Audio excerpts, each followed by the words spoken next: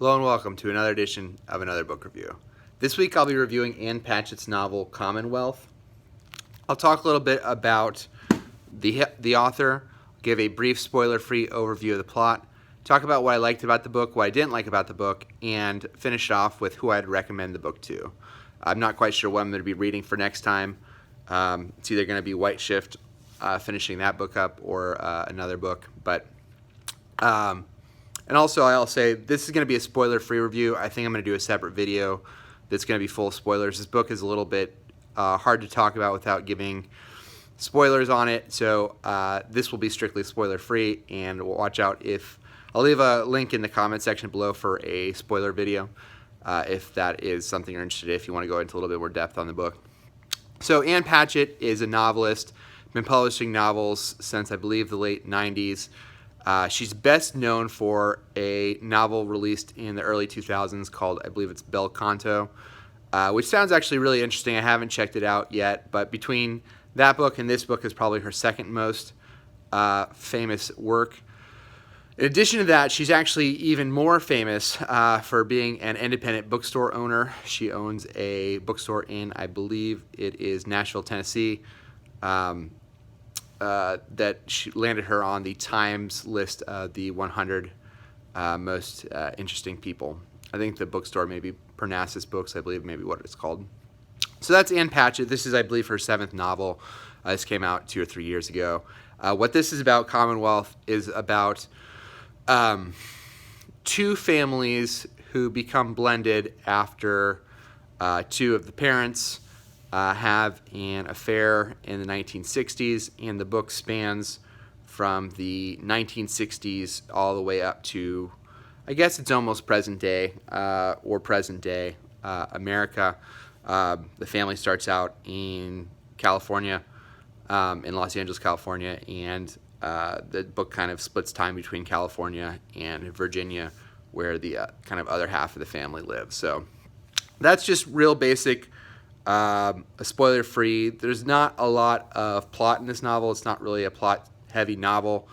So that's kind of the closest things to a just brief synopsis, is that the book just kind of follows these characters, the 4 parents and 6 children of these couplings throughout the 50 years, and how the characters change and evolve, and what happens to those bonds over time. I really, really like this book. Before I kind of get into what I liked and what I didn't like, I just want to say overall I really enjoyed it. I would compare this favorably to other books I've reviewed for the channel, like Rebecca Frumkin's The Come Down and A Visit from the Goon Squad. Those books definitely have similarities to this one. I think I preferred this novel over that one. I'll kind of talk a little bit about that why in a minute. It also reminded me of Jonathan Franzen's Corrections and Freedom, which I haven't reviewed for the channel, but kind of similar familial drama themes in all those books. I think I liked Franzen's a little bit more. I think I kind of liked his writing and his characters. I thought work was a little bit stronger. The plot was also, it was more of a plot-heavy novel, both of those, but there are definitely similarities in those two works. So I really enjoyed it. Some things that I liked about the book. The writing, while it's very economical, Ann Patchett's not a very flowery writer. This is the first of her stuff that I've read. I've heard this is a little bit of an outlier as far as the rest of her catalog, but she's not, she doesn't use purple prose by any stretch of the imagination. You can kind of follow along with what's going. I thought there were some moments of real humor in the book. I had a couple of laughed out loud funny moments. The strength of the book really, though, is kind of the relationship of the characters and the situation that the characters kind of put in, especially the children, after the kind of the 2 marriages collapse and this kind of 3rd marriage is formed.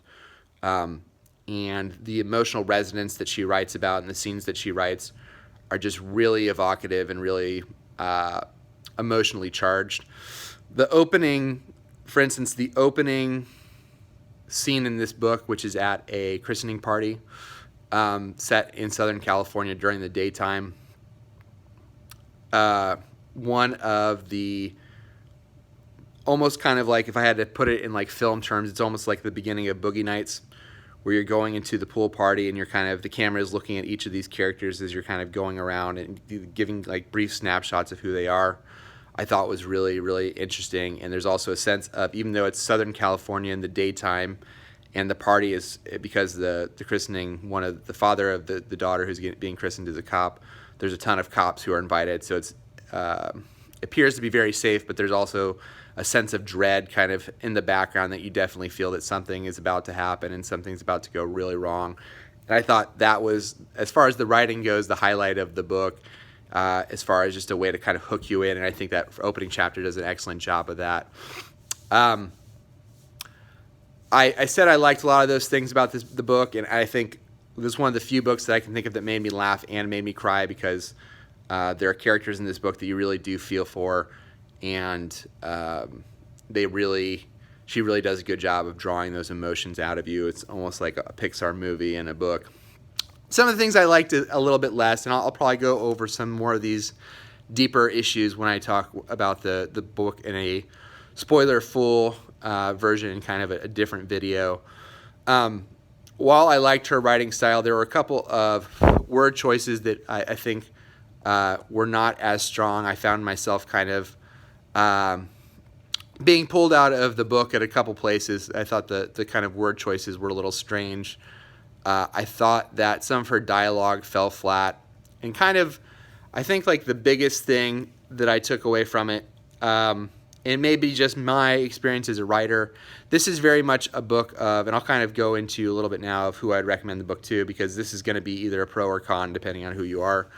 And I read a lot of reviews, and I listened to a lot of interviews that she gave about this book, and her intention in this book was to make it so that it's a relatively short book for the amount of distance and area that she's covering, as far as the amount of time and the amount of characters. You have essentially 10 main characters that you kind of have to keep track of. So there's a lot of characters, and the book is told in a non-sequential order, other than the first chapter, which is chronologically the first chapter, and the last chapter of the book, which is chronologically, I believe, the last chapter. Every other chapter in the book is told out of sequence chronologically. I've read a lot of reviews and stuff of people who didn't have a problem with that, and in fact kind of enjoyed that. I found it difficult to follow, maybe because I read the book when I was a little tired and it had been kind of long days. I actually read this book in about a day and a half, so it's a very compulsive read. I would recommend it to the vast majority of people, but I think because of that, there's details that she has in the book that you may skip over relatively easily, and that can be difficult in a book like this, where you have to bring your own interpretation to some of the events, because there are large gaps, and she kind of doesn't necessarily explain everything for you. In a lot of the interviews and stuff that I read, she kind of described it as kind of a mainstream fiction novel. You sit in the back seat and you watch, and you're kind of driven along, and everything is explained, and you know exactly where you are and what's happening. She said this is a little bit more like being in love, where she brings half and you bring half, and your interpretation is ultimately your own. I found that a little bit frustrating for this book, because I don't necessarily think she brings the full half. And from a character perspective, there are some very interesting characters in this book, but there's also, like I said, 10 main characters, and some of them are less interesting than others.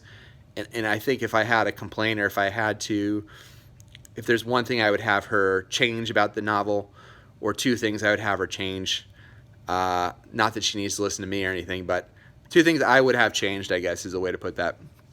I would have followed some other characters a little bit more and some characters a little bit less. And I think that there's two of the parents in particular, I wish we had more time with them, and I'd wish we'd kind of gotten more of their viewpoints. But other than that, I really recommend this book to the vast majority of people. I would say if you're someone who wants that mainstream fiction and likes kind of having everything nailed down and everything explained for you, this may not be the book for you.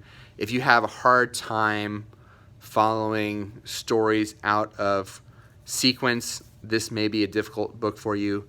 if you have a hard time dealing with any kind of